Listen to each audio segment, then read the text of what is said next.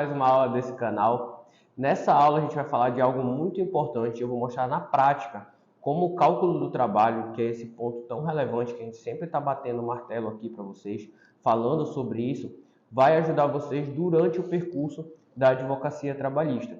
Então, do início ao fim do processo, a visão e essa habilidade de cálculo trabalhista, ela tem que estar dentro da cabeça de vocês. Não se trata de uma habilidade de colocar no sistema e utilizar aquele sistema para liquidar numa fase inicial ou numa fase executória. O cálculo do trabalho ele é muito além disso, porque ele permite que tu mensure o resultado daquilo que tu está pretendendo e que tu tenha em mente o que tu está indo buscar ali, porque tu tem que saber quais os principais pilares, quais os principais requisitos, quais os principais pedidos tu está indo trabalhar naquela demanda, porque eles têm que ter a atenção principal no processo, porque eles que vão trazer o resultado, a maior parte do resultado daquele processo, né? A gente sempre fala aqui sobre produtividade. E produtividade tem a intenção de tu olhar para determinados pontos da tua atividade e falar, olha, o meu lucro está vindo desse ponto, dessa atividade, desse tipo de processo, desse tipo de pedido. Então, eu tenho que dar atenção relevante a ele, eu não posso deixar ele de lado. E entender esses pontos de produtividade, esses pontos em que tu olha e fala, olha, o meu lucro, o sustento da minha atividade vem desse ponto, permite que tu não deixe ela de lado ou falhe em determinados momentos em que aquilo pode ser desviado para outro caminho, né? Que outra coisa te tome atenção. Porque somos pessoas, pessoal. E vocês trabalham com pessoas. Cada pessoa tem uma dor diferente, uma tolerância diferente para determinadas situações. Então, os clientes de vocês, às vezes, vão trazer situações em que a dor dele não é aquilo que é mais rentável no processo, por exemplo. Então, ele traz uma demanda, né? Ele nunca traz apenas uma demanda, um pedido. Porque um processo judicial ele é formado por vários processos judiciais que foram cumulados em um para facilitar, né, para ter economia processual. Mas tu poderia entrar com processo judicial só para pedir os salários não pagos? Sim. Mas tu não entra com processo judicial só para isso. Tu entra com o processo do salário, 13º, as férias, horas extras, insalubridade, periculosidade. Mas cada um deles seria uma demanda propriamente dita. Quando a gente reúne, fica mais difícil de tu ver da onde está vindo o maior retorno. Mas quando tu separa, tu consegue enxergar e entender quais daqueles estão devolvendo o maior valor financeiro. E quando o teu cliente chega até ti, ele vai reclamar de um ponto específico.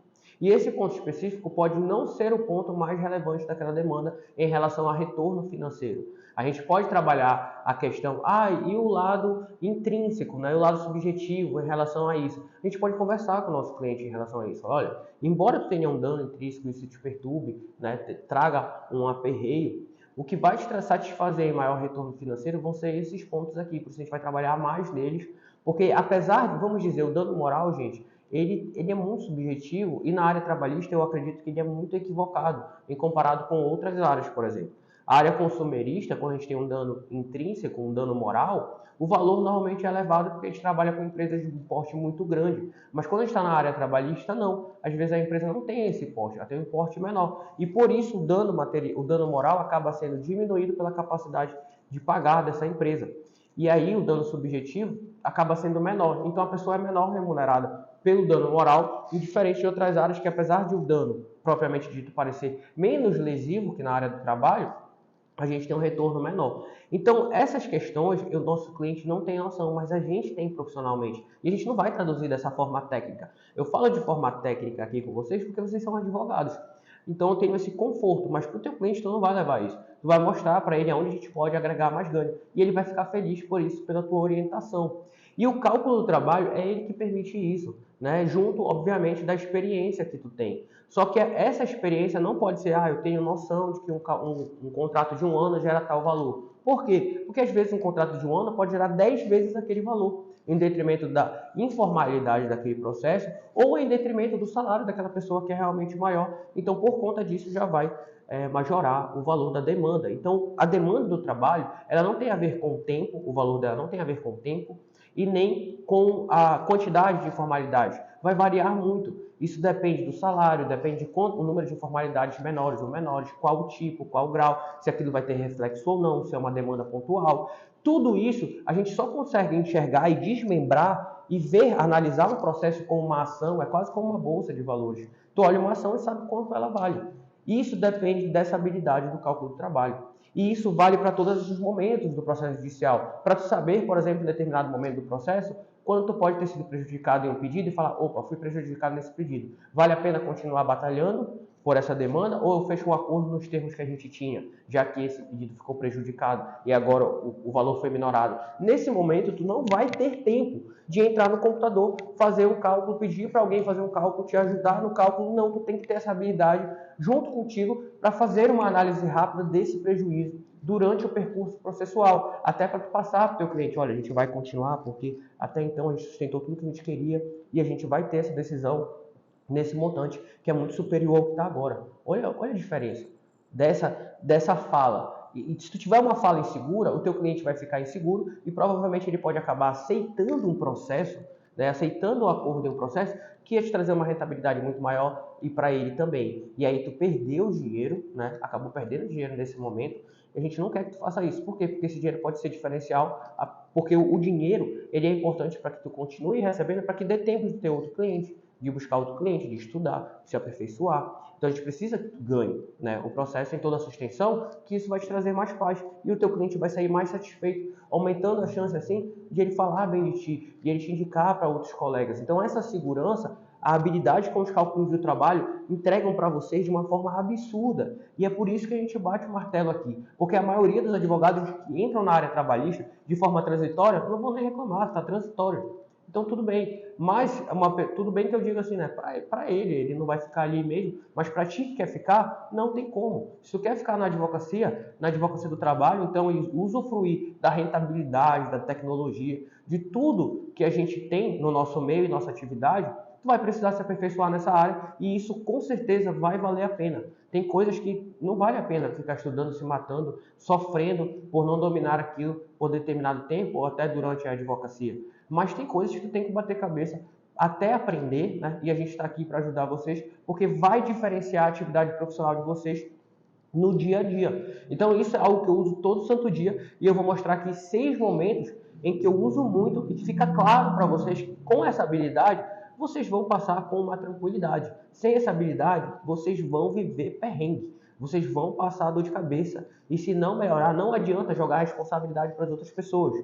Ah, isso daqui eu não devia dominar, isso aqui não devia estar na minha responsabilidade. Porque sim, isso aqui não tem como sair da incumbência do advogado. E vocês vão entender mais sobre isso quando se aprofundarem sobre. Não adianta eu chamar um contador para participar comigo, não adianta. Porque ele vai precisar ter domínios do que se fazer judicialmente para sustentar um pedido. Muitas vezes as pessoas falam, Lindman, qual é o cálculo certo? O cálculo certo é aquele que tu consegue sustentar, que tu acredita nele. Por quê? Porque tem a ver com o processo.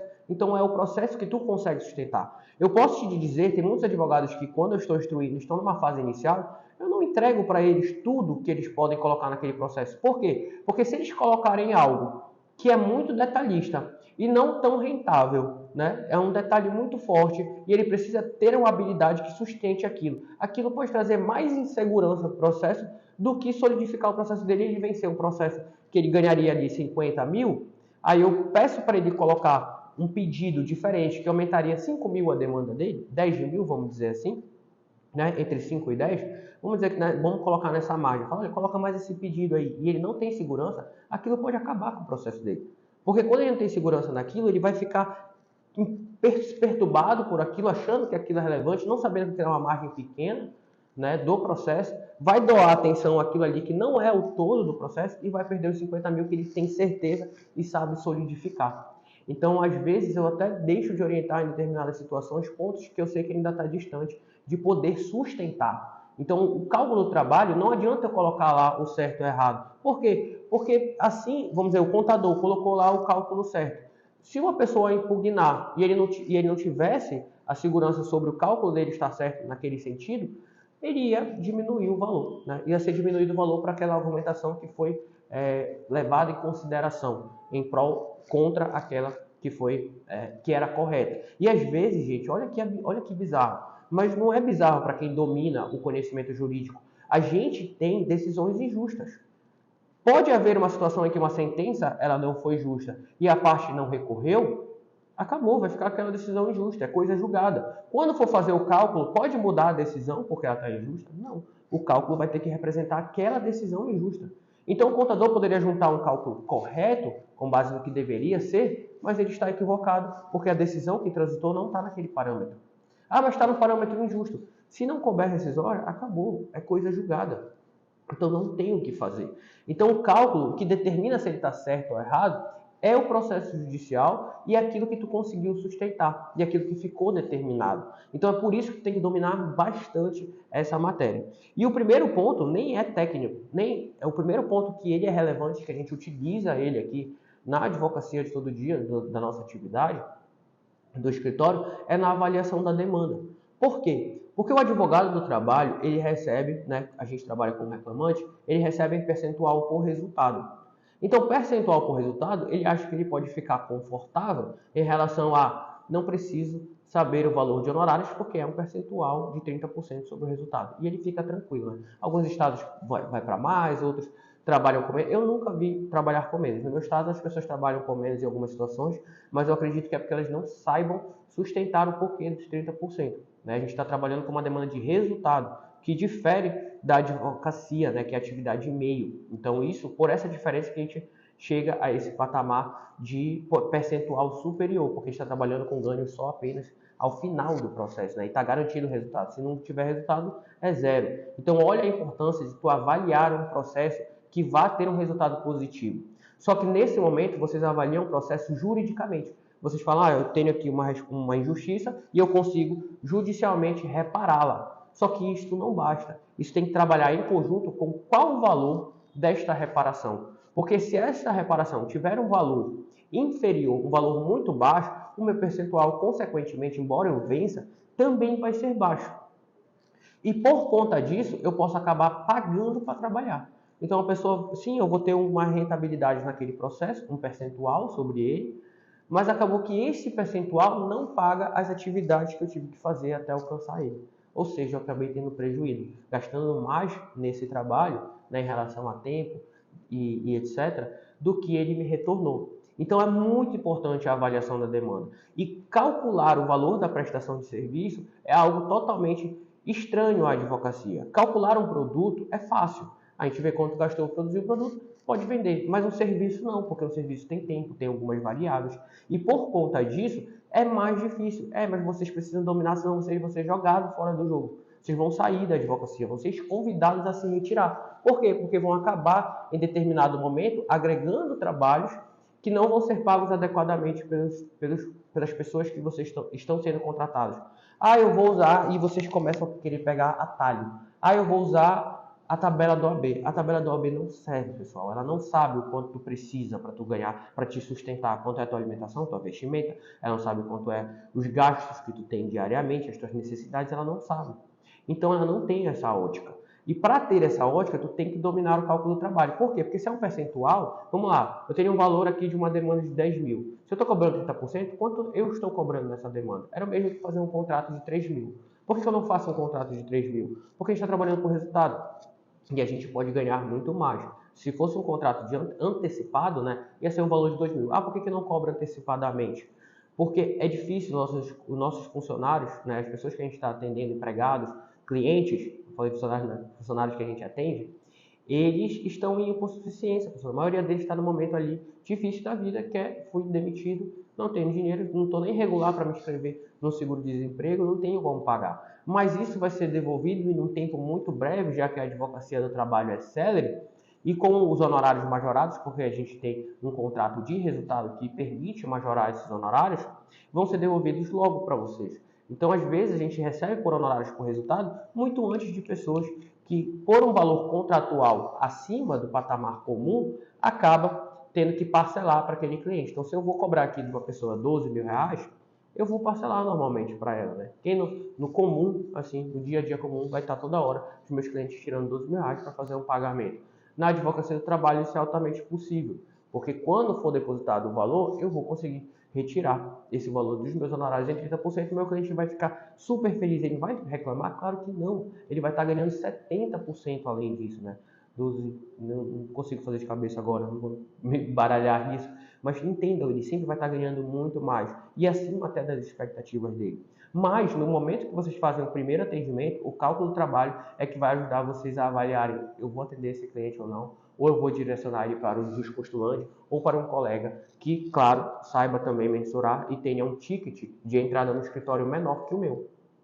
Então, o cálculo do trabalho ele é altamente necessário para o primeiro filtro, um dos filtros mais importantes que vai dizer se a tua atividade vai para o caminho correto ou vai para o caminho errado. Porque ela que vai dizer se tu vai ter frutos rentáveis que vão pagar tanto a tua atividade quanto os teus lucros, ou se tu vai para o outro caminho de não vou receber bem e vou ter que sair do jogo, vou ser expulso do jogo. Percebam a importância dele e a importância além dessa situação de sistema e colocar a condição da ação e pressuposto processual. Então isso é muito além. O segundo momento que vocês também ajuda muito vocês é na reclamação trabalhista. O cálculo do trabalho ele aperfeiçoa a reclamação trabalhista. Por quê? Muitas vezes vocês fazem o seguinte trabalho. Envia para alguém para liquidar a demanda. Se tu tem segurança sobre como está colocado ali, às vezes o raciocínio de vocês, a gente tem uma aula aqui de reclamação trabalhista, né? A gente analisou uma reclamação trabalhista, né, parâmetro, foi avançando, até que eu corrigi uma de uma pessoa que me enviou para fazer um cálculo. Se vocês forem olhar lá, vocês vão ver que era possível calcular nos moldes que tinham enviado, mas aquilo era altamente problemático, porque aqui, apesar de poder calcular matematicamente, aquilo estava errado. Então, estava errado, e se tu entregasse para o contador e ele ia te devolver o cálculo pronto, no entanto, você ia perder dinheiro quando desse continuidade à demanda. Olha que louco. Então, nem sempre o conseguir calcular uma demanda significa que ela está solidificada. E quando tu domina essa habilidade, tu consegue solidificar. Tu não deixa ausente perguntas para o teu cliente que permitam o cálculo de um pedido. Então, se tu sabe que a periculosidade, sempre dou esse exemplo que é fácil, a periculosidade ela é calculada sobre o salário base, eu preciso da informação do salário base. Eu não preciso da informação da remuneração total da pessoa. Eu preciso do salário base, porque a periculosidade é sobre o salário base. E se eu colocar uma informação lá equivocada, a remuneração dele era 5 mil. Mas 5 mil não era o salário base, tinha várias coisas incluídas ali. A minha demanda está viciada, eu estou com um cálculo a mais. E aí, quando eu domino esse cálculo do trabalho, eu sei esse ponto, eu não vou deixar um cálculo estar equivocado nesse sentido e vou conseguir deixar a minha reclamação polida. Eu deixei a informação ausente, né? A pessoa fez o cálculo ali da periculosidade em cima do salário mínimo. Não era esse o cálculo para fazer. O salário mínimo seria a insalubridade, né? Insalubridade sobre o salário mínimo. Então, esses apontamentos, quantificação de hora extra, tem vários apontamentos aqui que quando vocês dominam, na reclamação, a escrita de vocês é mais leve. Vocês vão escrever já com certeza de eu não estou deixando ausente nenhuma informação, estou entregando todas as informações necessárias e ela, por consequência, acaba me gerando um valor seguro. Eu sei realmente quanto eu vou receber na demanda. Entra na avaliação, entra aqui na solidificação da reclamação. Se eu colocar uma informação lá que não tem a ver com aquele pedido, ou que distingue ou que não faz sentido para o alcance do resultado, eu vou poder tirar, então isso vai melhorando a minha reclamação do trabalho. Por várias vezes, toda vez que eu vou, para vocês terem noção, quando eu vou ler uma reclamação do trabalho, eu sempre começo pelo relatório de cálculo dela. Por quê? Porque ali está todas as informações dos pedidos que ele está fazendo. E eu já consigo me antecipar em 90% do que eu vou encontrar na RT. E quando eu encontro na RT algo que é diferente do que está ali no cálculo, eu falo, olha, isso aqui não está batendo. Existem informações contrárias. E olha o perigo jurídico aí de vocês não dominarem informações que a pessoa vai lá e faz um cálculo de qualquer forma e junta no processo. Acaba que tu deixa de incluir uma informação no processo, na petição, né? E no cálculo não se sabe de onde tirou aquela informação. Qual o problema quando existe uma ausência na petição inicial, na tua reclamação, e o cálculo foi feito, né, mesmo sem essa informação? Olha, tu impediu a outra parte de se manifestar, de ser contra algo, porque não está na reclamação, é omisso. E o juiz pode julgar algo que está omisso? Não, né? Senão seria extra petita, ele está incluindo algo a mais. Tu impediu o contraditório e ampla defesa, são princípios muito graves. Então, para não deixar nada omisso, tu precisa entender o que é necessário para que tu alcance um resultado claro, um resultado bom e um resultado que tu possa sustentar durante o processo. Porque se a pessoa te entrega o cálculo e tu basicamente junta lá igual um Frankenstein, uma ação e o cálculo Frankenstein, o que vai acontecer? Lá na frente tu vai ter prejuízo. Tu vai ter prejuízo processual em relação a isso. Porque nada está condizente. E aí como é que tu vai sustentar algo? O juiz vai falar: o que tu queria aqui? Tu queria essa informação do cálculo ou essa informação da RT? Percebe que fica difícil até de tu guiar uma instrução? Guiar, olha o próximo ponto aqui que eu destaquei, o acordo. Como você vai fazer uma proposta de acordo com um cálculo inadequado? E as pessoas na advocacia do trabalho, isso aqui é uma verdade. Pode ir para qualquer sala de audiência, passar um dia lá assistindo uma sala de audiência de acordo, só que hoje em dia é mais, como se diz, não é público, né? Mas algumas audiências de acordo, quando elas não são unas, quando elas são separadas em matéria de conciliação prévia, né? Basicamente. Então, o que acontece? Elas não são tão públicas, mas se tu tiver experiência, um colega que vai, os advogados da parte contrária, eles já esperam que tu não entenda de cálculo. E mesmo que eles não entendam, eles vão te desafiar. Se um advogado da parte contrária, da reclamada, está pelo reclamante, senta na mesa, ele vai te testar sobre o teu conhecimento de cálculo. Esquece. Toda vez que ele senta na mesa, ele vai falar: olha, doutor, o nosso acordo é esse. Eu falo: não, de onde você está tirando esse acordo? Né? O meu sócio me trouxe essa história esses dias. Ele falou: mas doutor, de onde você está tirando esse valor? Aí ele falou: porque o nosso valor de proposta mínima leva em consideração essas verbas aqui que resultaram nesse valor. E aí o advogado soltou o verbo: não, mas esse cálculo está equivocado. Aí o meu sócio falou: mas equivocado em que ponto? O senhor pode me dizer? Ele falou: não quer saber, doutor. Eu vou lhe falar: que cálculo eu nem olho. Tá entendendo? Se o meu sócio não tivesse segurança naquele ponto, o que ia acontecer? Ele ia se deixar levar. Ele ia falar: então deixa eu conversar com o meu cliente. Por quê? Porque ele não está seguro do que ele fez. E ele foi testado. Ainda que a outra parte nem soubesse. Foi um blefe dela, né? O cara blefou. E aí depois, quando ele fala nesse ponto, a gente vê que ele não tem domínio, não tem o que dialogar. Ou ele aceita, ou ele faz um apontamento. Né? E se ele está instruindo o cliente dele sem esse domínio, ruim para o cliente dele. Mas aí, obviamente, sempre tem ali um servidor, um juiz que vai participar e que talvez conheça sobre isso, nem todos conhecem, para contribuir, para levar em consideração o valor que está ali na demanda. Então, várias e várias vezes, apesar de eu dar aula de cálculo trabalhista, já cheguei lá na audiência e a pessoa chega para mim e fala assim: esse cálculo é irreal. Consequência, sentença com o valor com que a gente tinha determinado inicialmente. Mas por quê? Porque ela não dominava. E ela chamou de real sem o domínio, apenas para me desafiar, para blefar. Uma vez eu lembro muito bem dessa história. A advogada falou: esse cálculo extrapola. Como é que chega numa demanda de 160 mil? Ele é bancário? E eu falei: não, não é. Mas chega por conta do tamanho da irregularidade com o salário dele, tamanho de contrato, enfim. Chegava no valor, eu tinha feito cálculo. E eu não ia dar uma aula para ela, eu só fiquei calado. Sentença equivalente ao que a gente tinha determinado inicialmente. Por quê? Porque não tem a ver com cargo. Não tem a ver com cargo. Não tem a ver com tempo. Não tem a ver com uma soma de fatores. E se tu não domina isso, dificilmente tu vai conseguir sustentar o valor em acordo. Mas se tu domina, dificilmente tu vai abaixar o valor para um valor menor, aquilo que tu merece, aquilo que tu sabe que vai estar em sentença. Tá?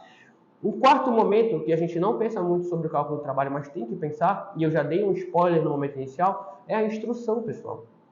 Por que a instrução? Porque na instrução eu não posso deixar de produzir a prova daqueles pedidos que são os mais rentáveis para mim.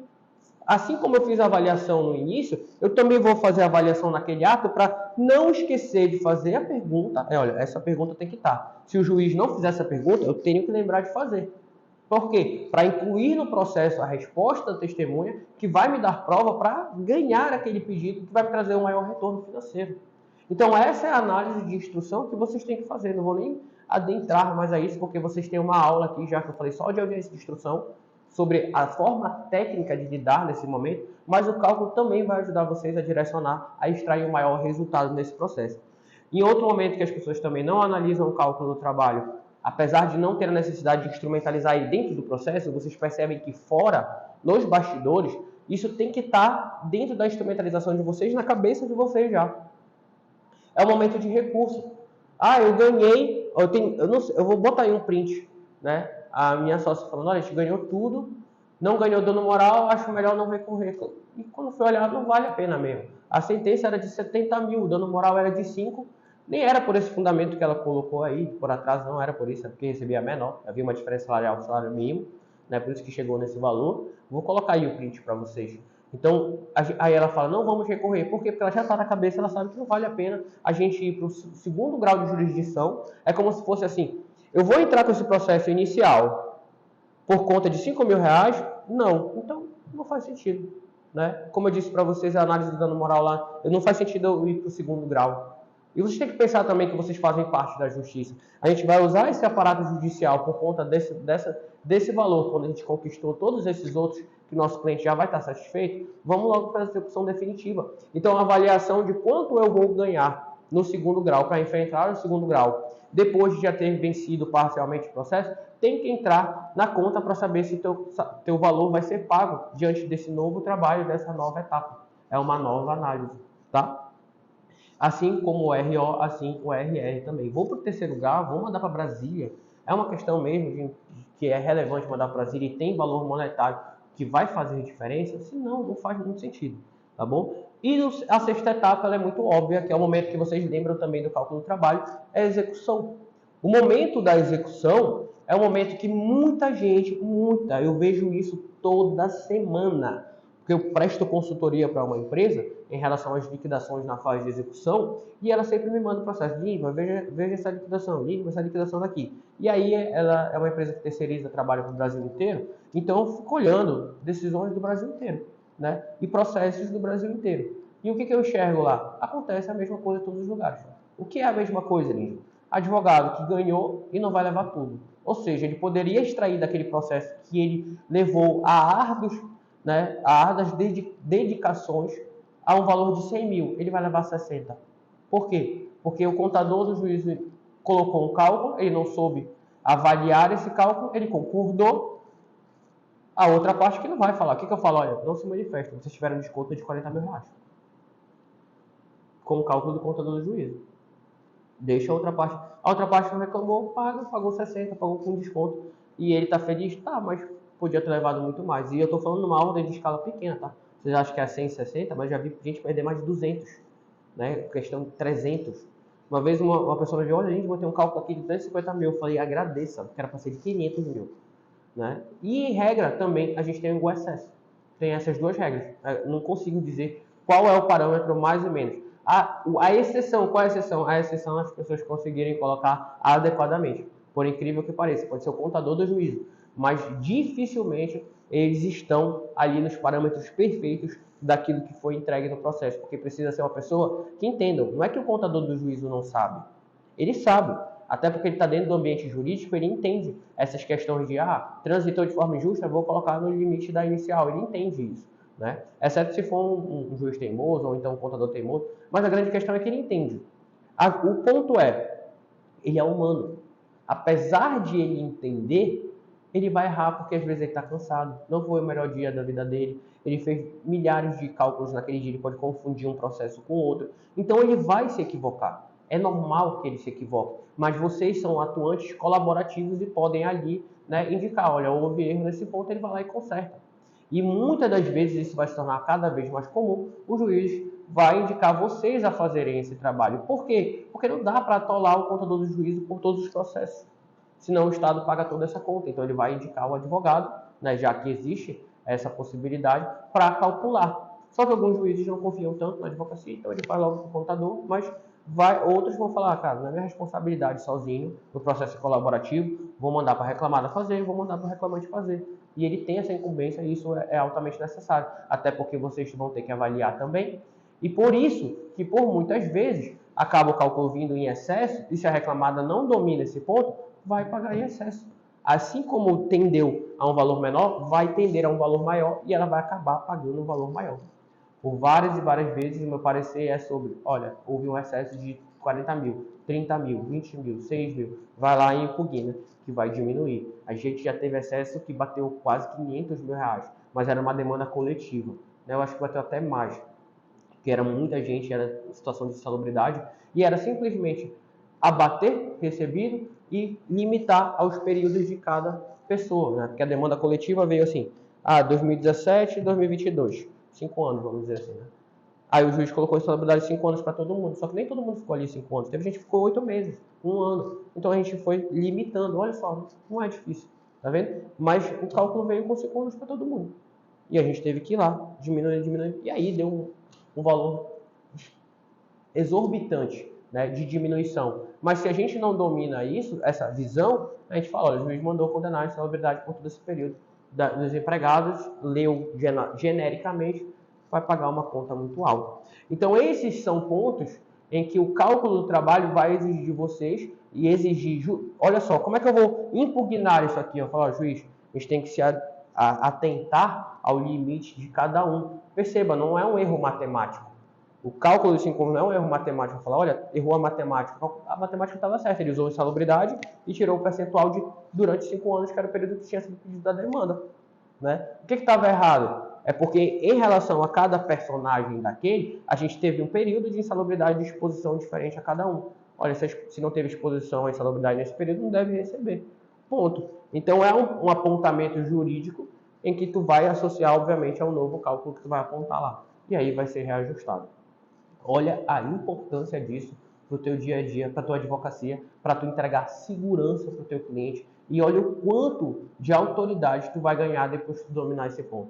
E tu tá deixando esse ponto de lado, tá reclamando que é difícil de dominar. Gente, o que torna vocês diferenciados é justamente esse ponto que todos não dominam.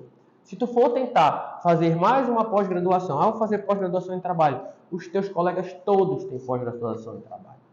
Né? Um monte de gente tem pós-graduação em trabalho. Eu tenho pós-graduação em trabalho, eu não falo sobre isso. Por quê? Porque não é isso que vai me diferenciar.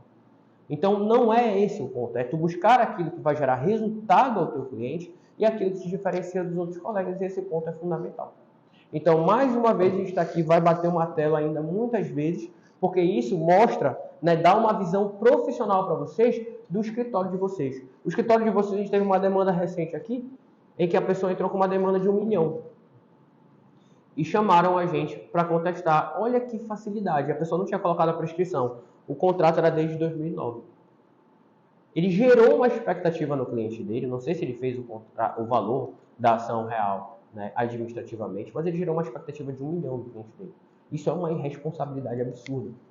E para ti, como escritório, né, como atuante, como profissional, gerar uma expectativa no teu caixa de ter uma ação dessa e não ter uma ação dessa, ou seja, tu saiu do mundo da fantasia e a gente vai botar ele aqui no mundo real, é até triste. Ah, meu escritório está indo bem, eu peguei uma ação de 1 milhão. Não tem vergonha, não? Tem que ter, pô, porque senão tu não vai melhorar. Tem que saber o valor real de cada demanda, não ficar, eu peguei uma ação, e aí já pensou uma demanda de 1 milhão e fecha no valor irrisório porque tu não soube mensurar a integralidade do que realmente tu ia poder sustentar no processo? De novo, não é o valor que está errado. Está errado fazer o cálculo da integralidade do processo? Não. Por quê? Porque a prescrição não é reconhecida ex officio aqui, tecnicamente. Né? Mas a gente sabe que se tu fizer isso, é grande a chance da outra parte. Quem recebe uma carta de fala assim, eu tenho uma dívida de 1 milhão e não vai procurar ajuda de um advogado. A regra é essa. E a gente trabalha pela regra, por aquilo que a gente realmente vai sustentar, porque é a regra que vai fazer o teu escritório se pagar. Então, gerar essa expectativa, se a gente colocasse algo sem prescrição, é muito raro, não lembro de nenhuma, de um processo, exceto antes da reforma, né, que a gente colocou, que eu tenha colocado assim, sem prescrição. E aí, qual é a grande questão? Às vezes é esse o ponto. Mesmo que eu não coloque a prescrição, eu ainda levo administrativamente, olha, o valor real é esse, tá? O valor aqui ele é real, mas se a parte fizer assim, ele sai, a gente não pode coagir ela a pagar, porque a prescrição é uma matéria que é muito fácil de ser falada dentro de um processo. Então qualquer advogado vai chegar e vai falar sobre isso. Então eu não posso criar expectativas em cima desse montante total, eu tenho que colocar ali a margem que é realmente real no meu processo, e isso profissionaliza a minha atividade, porque sabe o quanto eu ainda tenho para buscar, o quanto eu ainda tenho para batalhar, o quanto eu já solidifiquei. Olha a importância disso. Não deixem isso de lado, coloquem isso urgentemente na atividade de vocês, no estudo de vocês, porque isso também vai acelerar todo esse procedimento e também vai dar tranquilidade para vocês. Uma pessoa desafiar vocês, vocês vão estar aqui. Sério? Sério que tu acredita que esse cálculo está equivocado? Me aponta onde? E aí tu vai ter essa segurança de, se tiver alguma coisa equivocada, tu também vai saber ali na hora falar, opa, realmente eu me enganei. Isso faz uma diferença de total de menos de R$500. Vamos continuar a discussão. Ao invés de, tá errado, e agora? Não sei o que fazer, não sei mais, não tenho mais parâmetro. Não, tu sabe, se tu errar, tu vai também saber o quanto aquele erro te prejudicou de fato. E quando não, para que tu não tenha temor, né? Saiba como adequar ali a tua atividade para ter o maior fruto de forma segura. Isso traz paz, né? E isso é um assunto até que a gente vai conversar agora em outra aula, sobre como vocês precisam de confiança, autonomia, né, e gestão de crise para a advocacia de vocês ir para um nível avançado. A gente aqui ainda está trabalhando o repertório, ainda não é avançado, está indo para o intermediário. Depois de dominar as habilidades, aí eu ainda preciso de outros pontos para que vocês vivam uma advocacia tranquila e bastante rentável. Tá? A gente vai falar sobre eles na próxima aula. Hoje a gente veio falar sobre essa importância, ressaltar mais essa importância para que vocês não abandonem esse estudo e essa habilidade. Um abraço.